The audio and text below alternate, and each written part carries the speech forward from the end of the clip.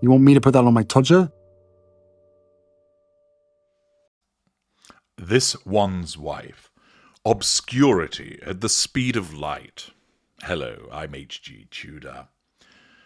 I'm sure many of you would be delighted if that phrase were applied to this one's wife, that she would simply vanish into obscurity, never to be seen of or heard of again.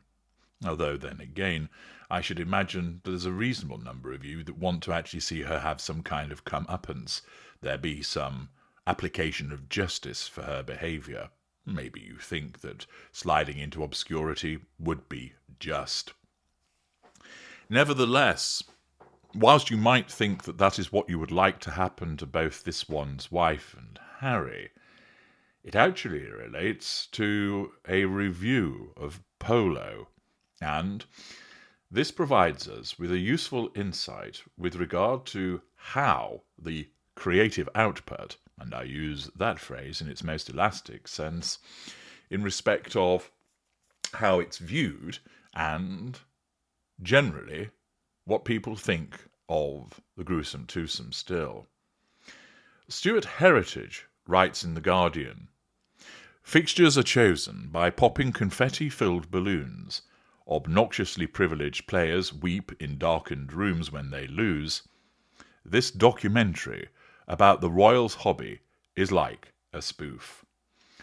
Even in that opening paragraph, you can see what an absolute clusterfuck of a content creation this is.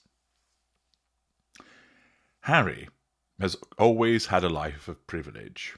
People running around doing what he requires, instructing him, guiding him, shielding him, keeping some of his worst excesses hidden.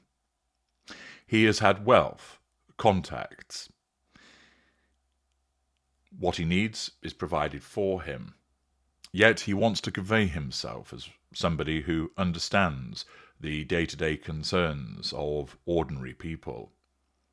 This one's wife at least did come from an ordinary background, but because of her narcissism, she has rather optimistic ideas about what her station in life ought to be. Through her narcissism, she scrambled into the royal family and has achieved fame, or perhaps infamy, wealth, and now believes that she is in a position to lecture people about how they should live their lives, all done from her ivory tower. Whilst most people would associate Harry with Polo, Harry and this one's wife are both executive producers. And whilst they swan around the world trying to tell people that they care about the fact that their children took their own lives as a consequence of online content, that they want to empower young girls, that they want to show up and do good, that really doesn't sit with making a programme about a privileged sport, and one which is described as essentially being like a spoof. Returning to the review, to briefly paralyse Hans Gruber, when Prince Harry saw the breadth of his Netflix deal, he wept, for there were no more family members to slag off. In 2020, Prince Harry and this one's wife signed a $100 million deal with Netflix to produce, as they put it, content that informs but also gives hope, utilising powerful storytelling through a truthful and relatable lens.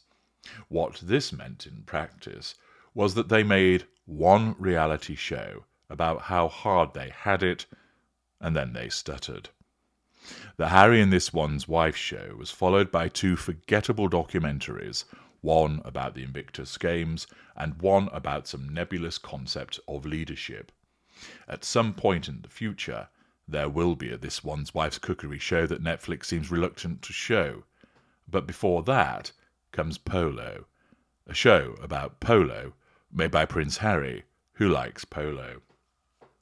Now you will notice that I'm only 3 paragraphs into the review.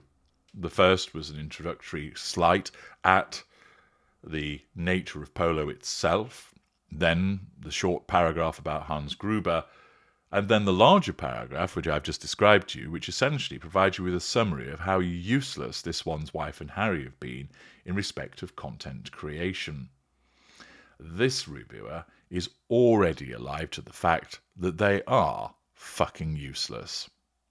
He continues by stating, "Having watched the first season, I'm fairly certain that the plan here was to slot polo into Netflix's surprisingly excellent slate of sport documentaries. The goal was to do for polo what Last Chance U did for American football, or what Disney Plus's Welcome to Wrexham did for lower league football. You can already see the problem with this approach, can't you?" Those shows were underdog stories. Last Chance U revolved around talented young men with no safety net. Owing to problems either societal or behavioural, they had blown every shot they were given, and football represented their last hope of fulfilling their dreams. Same with the Wrexham show, which is about a neglected community finding a sense of purpose through sport. Polo, though, is about polo, and polo is the stupidest, most obnoxious sport known to humanity. It's the playground of the rich. It's a sport where fixtures are chosen by popping confetti-filled balloons, like a nightmarish gender reveal party. It requires incredible wealth, usually inherited, which means you could tip a bucket of paint over the entire sport and not hit a single person who even remotely qualified as an underdog. It's a show about privileged people showing us exactly how privileged they are, which means there is not a lot of drama to be found. Unintentional comedy, sure. The cast of characters here is largely made up of men who take polo far too seriously, and the women around them who are left neglected. Chief among them is Louis Devillet, patron and player of a team called La Fée. I had to Google Devillet, whom we first meet whooping "fuck yeah" because someone had closed a deal at his healthcare talent acquisition firm to make sure he wasn't some sort of elaborate art prank. Devillet skydives and fishes and aggressively bails midway through his visibly upset wife's baby shower because he has polo to attend to. When he loses a game, he either smashes things up or sits sobbing in the darkness, muttering the word "win" to himself. He marvels at a rival's ability to know the names of the horses he rides. He is depicted as a walking heart attack in the making. He is, in other words, not a particularly great advert for the sport. It's unclear if this is intentional. Drop Louis Devillet into the real world, and people would recoil. But within the context of polo, with its champagne and sports cars and morally ambiguous treatment of animals, not to mention the endless Jim Bro soundtrack of deadly serious hip-hop tracks about grit and drive, he sort of fits in. In fairness, polo isn't completely awful. There's a subplot about Adolfo Cambiasso, the Michael Jordan of polo, coming to terms with the fact that his son is starting to supersede him. And there's a serious accident midway through the series that causes some of the subjects to act like actual human beings for a little while.